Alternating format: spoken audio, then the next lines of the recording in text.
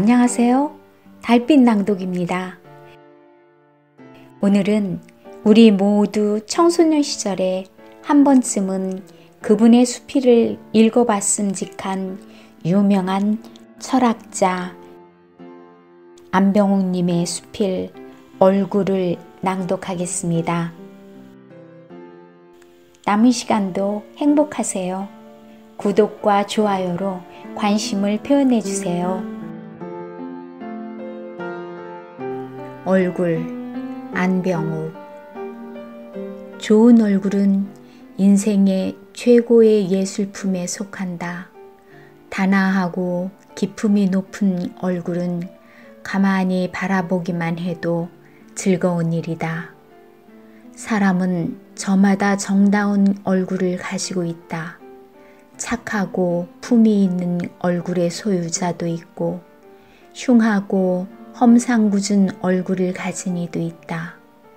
우리는 자기의 얼굴을 선택하는 자유는 없다.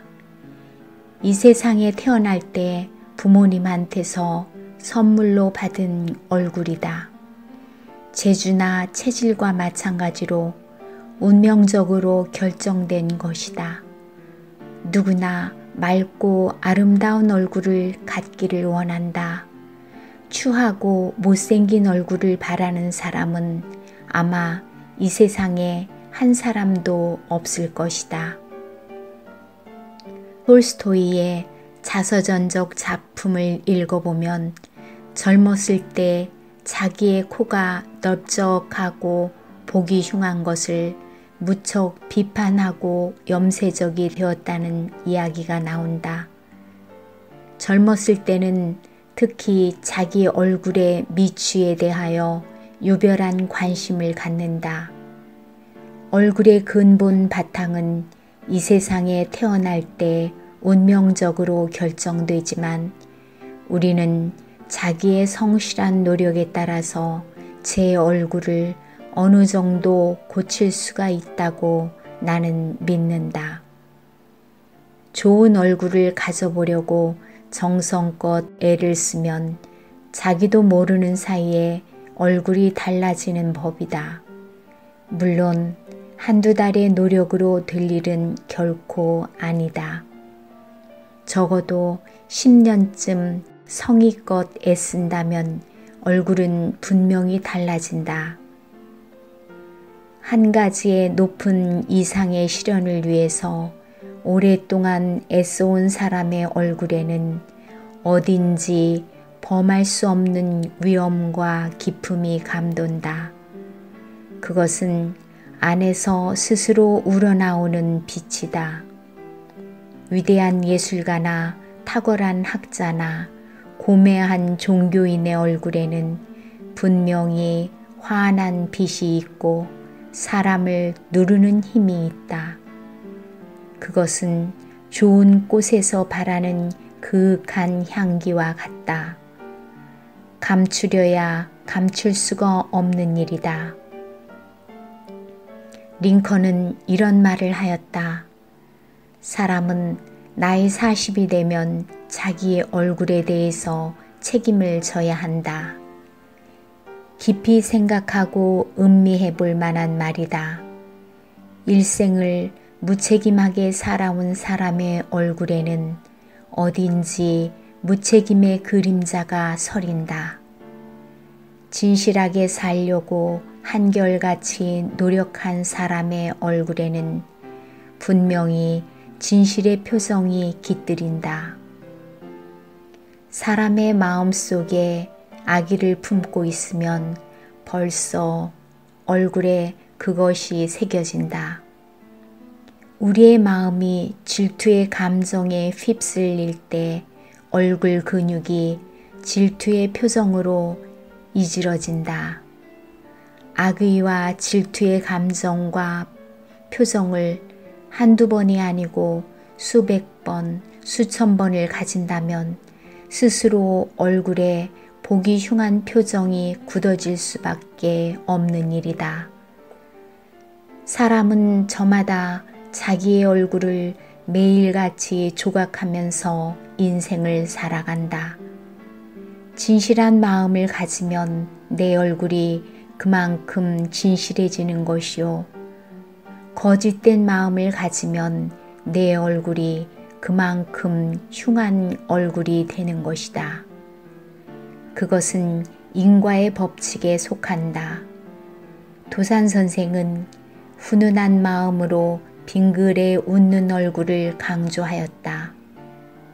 한국인의 표정이 저마다 빙그레 웃는 얼굴이 되기를 원하고 한국 사회가 훈훈하고 화목한 사회가 되기를 바란다.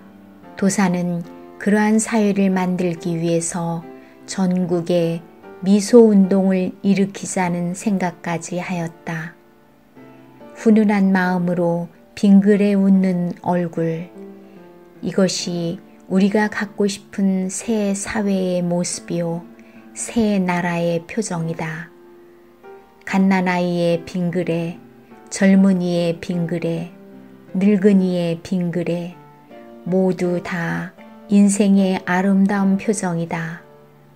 한국 사람의 모든 얼굴의 이번저리마다 눈시울마다 부드러운 미소의 표정이 떠오르기를 그는 원했다. 도사는 그가 살던 송태산장 입구의 문에다가 빙그레 또는 벙그레라고 써붙이고 자기를 찾아오는 사람들이 저마다 얼굴에 화목한 미소를 짓기를 원하였다.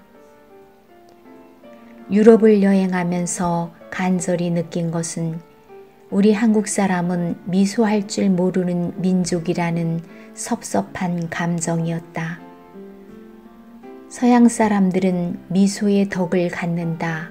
그들은 웃을 준비가 항상 되어 있는 것 같고 우리는 노할 준비가 되어 있는 것 같다. 한문에 일소일소요, 일로일로라는 말이 있다. 한 번 웃으면 그만큼 마음이 젊어지고 한 번 노하면 그만큼 마음이 늙어진다는 것이다. 성나면 분명히 심신에 해롭고 웃으면 확실히 심신에 이롭다.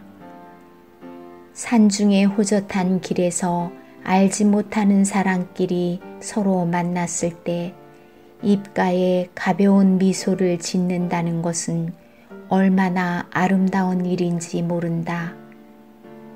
기차에 마주 앉게 된 손님에게 서로 간단한 미소를 지을 때 우리의 마음은 얼마나 부드러워지는지 모른다.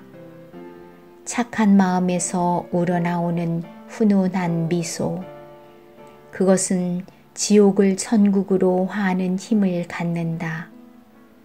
직장에서, 노상에서 또는 차중에서 미소의 꽃을 피우자. 우리는 서로 미소하는 훈련을 하고 미소하는 공부를 할 필요가 있다. 아름답고 명랑한 사회를 만들기 위해서 저마다 미소의 덕을 배우자. 한국의 역사는 전란과 가난과 가시밭길이었다. 역사는 물심의 유산을 남기면서 흘러간다. 역사는 눈에 보이는 문화적 유산과 동시에 눈에 보이지 않는 마음의 유산을 우리에게 남겨놓는다.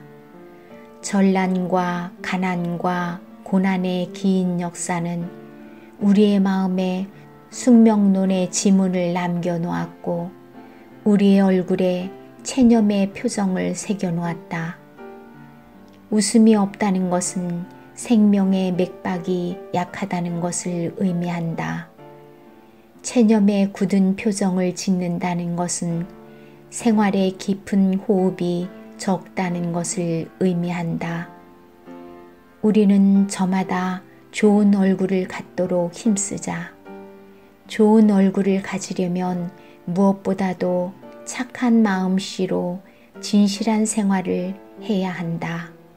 인간의 얼굴은 그가 갖고 있는 덕의 일부다 라고 미국 여류 작가 올코트는 말하였다. 그 사람을 알려거든 그 얼굴을 살피면 된다. 얼굴은 그 사람의 과거의 생활사의 결론이요. 오랜 정신사의 기록이다. 어떤 책에서 다음과 같은 이야기를 읽은 일이 있다. 어떤 화가가 천사의 얼굴을 그리려고 모델을 구하러 돌아다니다가 미목이 수려한 한 소년에게 그것을 발견하고 그를 천사의 모델로 그렸다. 수십 년이 지났다.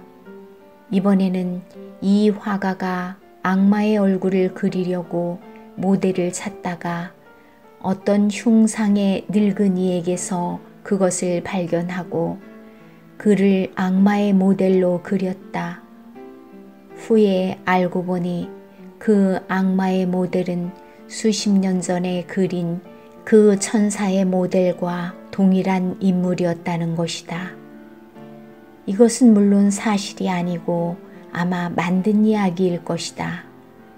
그러나 이 이야기에 내포된 상징적 의미와 교훈은 심원하다. 그 모델의 수십 년에 걸친 타락적 생활은 아름다운 천사의 얼굴을 드디어 추악한 악마의 얼굴로 변하게 한 것이다. 불교에서는 유심소작이라고 한다. 이 세상의 모든 일은 오직 우리의 마음에 달렸다는 것이다. 착한 마음을 품고 일생을 꾸준히 노력하고 수양하는 범부도 보살이 될 수 있다고 한다. 악한 마음으로 타락의 생활을 계속하면 천사의 얼굴도 악마의 얼굴로 바뀌고 마는 것이다. 인생을 천국으로 만드는 것도 모두 내 소작이요. 천사의 얼굴을 짓게 하고 악마의 얼굴을 짓게 하는 것도 모두 우리의 마음에 달렸다는 것이다. 그렇게 믿고 힘쓰면서 살아가려는 것이 종교다. 천국은 내 마음속에 있다고 예수는 말하지 않았던가? 불교에서는 시심작불이라고 한다. 이 마음이 곧 부처님을 만들 수 있다는 것이다. 좋은 얼굴은 인생의 최고의 예술품에 속한다. 단아하고 기품이 높은 얼굴은 가만히 바라보기만 해도 즐거운 일이다. 예수의 얼굴에서는 분명히 빛이 발했으리라고 나는 믿는다. 석가의 얼굴은 그저 대하기만 해도 마음의 흡족과 위로를 받았으리라고 나는 생각한다. 그러기에 그들은 위대한 종교의 개조가 된 것이다. 우리네 같은 범부는 석가나 예수의 얼굴과 같아질 수는 없다. 그러나 참된 마음으로 꾸준히 노력하면 우리의 얼굴도 무척 진실해질 수 있다고 나는 믿는다. 저마다 좋은 얼굴의 주인공이 되자 날마다 자기의 얼굴을 아름답게 조각하는 생활을 하자.